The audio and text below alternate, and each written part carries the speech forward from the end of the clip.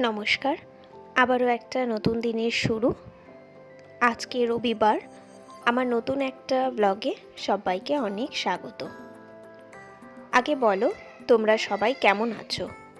আমি মোটামুটি ভালোই আছি।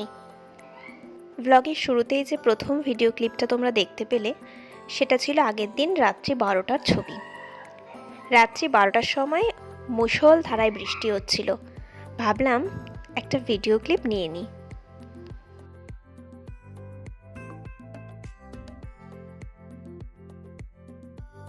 জামাকাপড় ছাদে মেলে দিয়ে তাড়াতাড়ি চলে এসেছি রান্নাঘরে। এসেই আগে গ্যাসটাকে সুন্দর করে পরিষ্কার করে নিয়েছি। আর আজকে সবার মন হয়েছে আজকে ছুটির দিনে জমিয়ে লুচি আলুর তরকারি খাবে, তাই তরকারি করব বলে কড়াইটা আগে বসিয়ে নিয়েছি। আর জানো তো, আমি আলুর তরকারি করার জন্য আলুটাকে প্রথমে একটু সেদ্ধ করে নিই, তাহলে তরকারিটা হতেও যেরকম সময় কম নেয় আর সেরকম টেস্টও কিন্তু দারুণ হয়। তোমরা কখনো এভাবে আলুটাকে প্রথমে সেদ্ধ করে নিয়ে তরকারি করে খাও? আমাকে কিন্তু অবশ্যই জানিও। এই যে দেখো, এখানে এখন ফুলকো ফুলকো লুচি রেডি হচ্ছে। রবিবারে ছুটির দিনে এই ফুলকো ফুলকো লুচি আর সাথে আলুর তরকারি, এ যেন এক বাঙালির ইমোশন, তাই না বলো?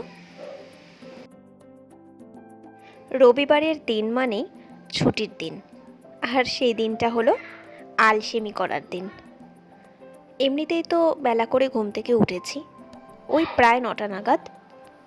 তারপর টিফিন করে সমস্ত কিছু সারতে সারতে আরও বেলা পেরিয়ে গেছে।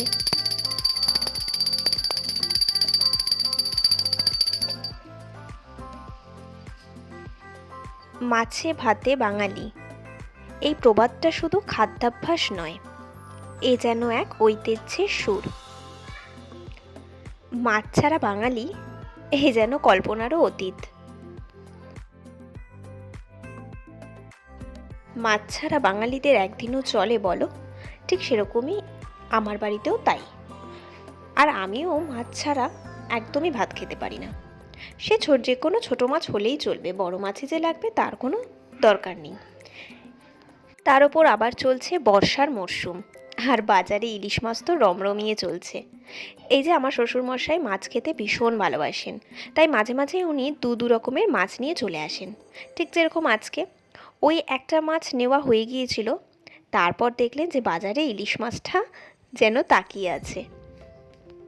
সামনে ইলিশ মাছ আর লোভ সামলানো যায়, তাই উনি ওটাকেও সঙ্গে করে নিয়ে চলে এসেছেন। আগের দিন বেগুন আলু দিয়ে পাতলা ঝোল খাইয়েছিলাম, তাই আজকে ওনার মন চেয়েছে যে আজকে উনি ইলিশের ভাপা খাবেন। ঠিক সেই মতো ইলিশের ভাপা রান্না করেছি।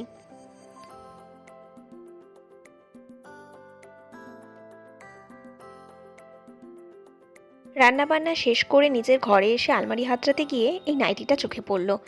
এই যে কদিন আগে ওদের বাবা ডাক্তার চেক আপ করাতেই কলকাতায় গিয়েছিল, ওখান থেকে পছন্দ করে আমার জন্য এই নাইটিটা এনেছে।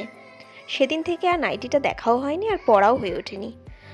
আর আমার গায়ে নাইটি, সেটা থেকে খাপাতে হবে, সেলাই করতে হবে, অনেক কাজ। তাই আজকে ভাবলাম যে না, নাইটিটা নিয়ে একটু বসা যাক।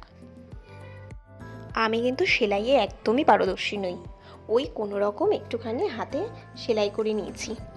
দেখো, মোটামুটি পরার মতো সেলাই হয়েছে। কেমন লাগছে বলো তো? আর এই দেখো, আবার মনে পড়ে গেল আরেকটা কাজের কথা।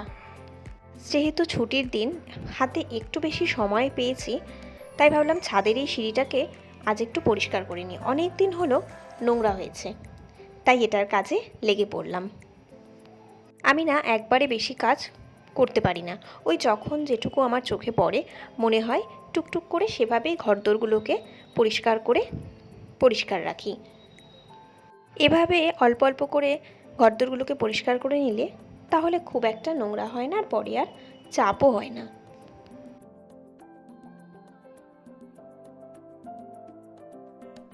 ভাই বোনের সম্পর্কটা একটা মিষ্টি এক সম্পর্ক, যেটা পৃথিবীর শ্রেষ্ঠ সম্পর্ক।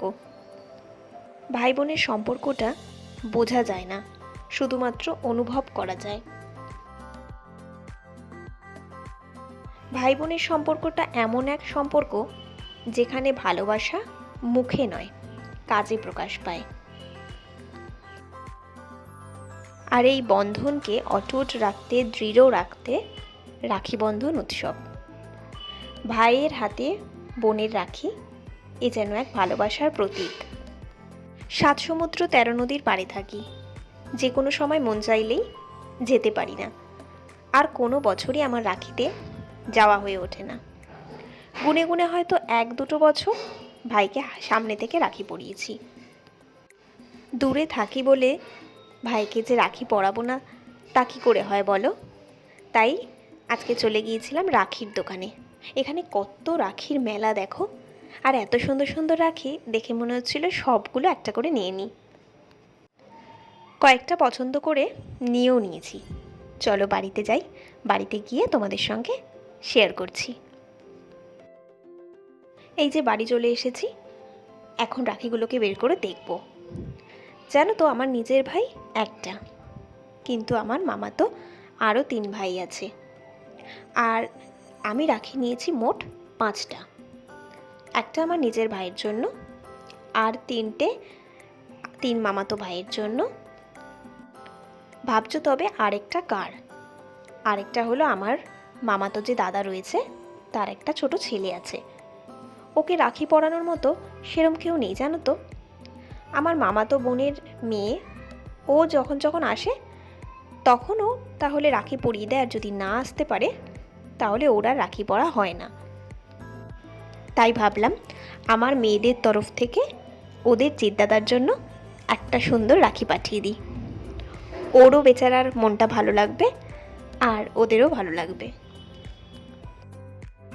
রাখি বন্ধন উৎসব, আর এই এমন একটা দিনে সবার হাতে রাখি থাকবে, ওর হাতটা খালি থাকবে, তা কী করে হয় বলো? তাই ওর জন্য একটা ছোট্ট উপহার আমার মেয়েদের তরফ থেকে পাঠালাম। তোমরা কিন্তু অবশ্যই জানিও রাখিগুলো কেমন হয়েছে।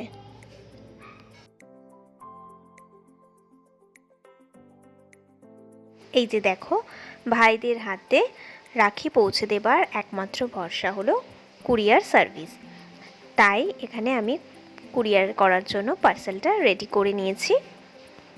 এবার শুধু ওদের দায়িত্বে দেওয়া, আর ওরা দায়িত্ব সহকারে পৌঁছে দেবে আমার ভাইদের হাতে।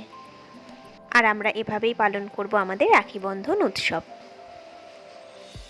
আজকের ব্লগটা শুরু করেছিলাম এক পশলা বৃষ্টি দিয়ে, আর আজকের ব্লগটা শেষও করছি এক পশলা বৃষ্টি দিয়ে। আজ এটুকুই থাক, দেখা হচ্ছে আবার নতুন কোনো ব্লগে তোমাদের সঙ্গে। ততক্ষণ তোমরা ভালো থাকো, সুস্থ থাকো। আর আজকের ব্লগটা কেমন লাগলো জানাতে কিন্তু ভুলো না। আর অবশ্যই আমার চ্যানেলটাকে সাবস্ক্রাইব করে আমাকে সাপোর্ট করে আমার পাশে থেকো। আজ তবে আসি, টাটা।